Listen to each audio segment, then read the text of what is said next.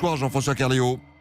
Bonsoir. Vous êtes directeur scientifique de l'Observatoire de l'éthique publique. Alors on voulait vous entendre ce soir parce qu'il y a ce paradoxe dans l'actualité. Voilà donc François de Rugy qui a démissionné. 2 enquêtes sont menées. Alors quand on dit enquête, rappelons bien que ce sont des inspecteurs de l'Assemblée nationale, d'autres inspecteurs du gouvernement qui viennent vérifier s'il n'y a rien d'illégal. Et on nous dit qu'il n'y a rien d'illégal et il a démissionné. Et dans le même temps, il y a Matignon qui nous annonce qu'il faut une nouvelle circulaire. Qu'est-ce que ça veut dire ? Ça ne fonctionne pas vraiment, cette exigence de transparence qu'on n'arrive pas à mettre en place ? Ça veut dire surtout que les règles restent encore beaucoup trop floues et qu'il conviendrait de sans doute les codifier davantage, peut-être dans le cadre d'un texte qui viendrait codifier un peu le statut matériel globalement de tous les élus et de tous les gouvernants. Qu'est-ce que vous entendez par statut matériel ? Statut matériel, c'est-à-dire une vraie séparation entre dépenses publiques et dépenses privées ? Oui, tout à fait. C'est-à-dire qu'aujourd'hui, on ne sait pas exactement quels sont les fonds globalement attribués à un ministre et à un ministère. Par exemple, nous avons appris, après avoir posé une question écrite, nous à l'Observatoire, que les ministres et ministres sous tutelle disposaient de frais de représentation de 120 000 ou 100 000 euros. Chose qui n'était absolument pas connue. Donc il conviendrait sans doute aujourd'hui maintenant de poser clairement les choses à plat, de codifier la totalité des avantages accordés financièrement à l'ensemble des gouvernants, ce qui permettrait à l'ensemble des Français, par le biais d'un texte sans doute assez clair, résumant la totalité des fonds qui sont attribués à l'ensemble de nos gouvernants.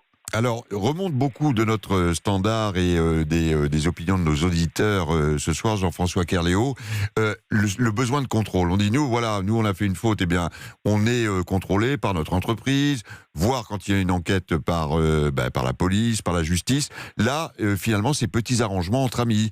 Les députés regardent les députés, le gouvernement regarde les ministres, et ça choque. Est-ce qu'il faudrait une puissance de contrôle, ou est-ce que c'est totalement utopique ? Non, c'est tout à fait envisageable. Effectivement, d'un côté, il faudrait une codification, c'est une chose, c'est-à-dire des règles claires. De l'autre côté, il faudrait des autorités pour les contrôler. Ça, c'est évident. Mais tant qu'on ne connaît pas précisément les fonds qui sont attribués à un ministère, on ne peut pas les contrôler. Donc, premier élément, codification de l'ensemble des avantages financiers. Deuxième élément, un contrôle. Ce contrôle, il existe aujourd'hui au Parlement notamment, puisque à l'Assemblée nationale, il y a la déontologue de l'Assemblée, et au Sénat, il y a la commission de déontologie, mais c'est vrai que ce sont des autorités qui sont internes. Par ailleurs, c'est vrai que les rapports qui ont été rendus aujourd'hui, sans être ni paranoïaque ni évidemment trop naïf, ça donne le sentiment d'un entre-soi. Et ça, c'est assez désagréable et ça ne permet pas de rassurer l'opinion publique sur les différentes révélations et les différents scandales. Alors, est-ce qu'il faut une autorité ? Sans doute que pour regagner Après, il y a la séparation des pouvoirs. Il y a la séparation des pouvoirs qui est quand même un principe intangible en France. Effectivement, il y a la séparation des pouvoirs. Ça, c'est un principe qui est extrêmement difficile. Et la jurisprudence du Conseil constitutionnel vient de le rappeler très, très régulièrement qu'il est difficile d'instaurer ce type de contrôle. C'est pourquoi peut-être serait-il intéressant d'extérioriser ce contrôle en l'accordant par exemple à la Haute Autorité pour la transparence de la vie publique qui existe aujourd'hui, et pour ce faire il conviendrait alors, pour essayer de contourner ce principe de séparation des pouvoirs aujourd'hui interprété sans doute de manière un peu trop poussée, rigide par le Conseil constitutionnel, on pourrait constitutionnaliser la Haute Autorité pour la transparence de la vie publique, l'inscrire directement dans la Constitution pour en faire une sorte de super autorité déontologique en France qui serait amenée à contrôler ces différents frais, ces différents avantages financiers, sans pour autant supprimer bien évidemment les autorités déontologiques existantes aujourd'hui qui sont très utiles parce que ce sont aussi des autorités d'accompagnement, d'information et de conseil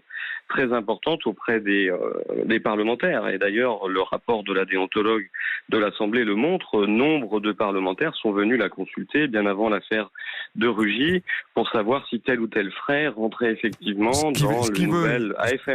Ce qui veut bien dire, Jean-François Carléo, que les choses quand même progressent et avancent.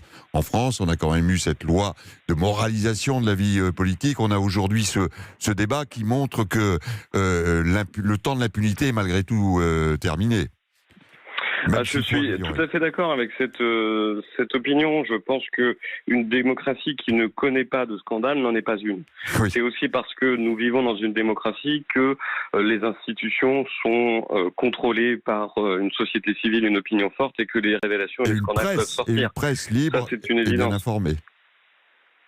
Et une presse bien informée, tout à fait. C'est aussi parce que justement nous sommes dans une démocratie qui est assez saine, donc nous progressons.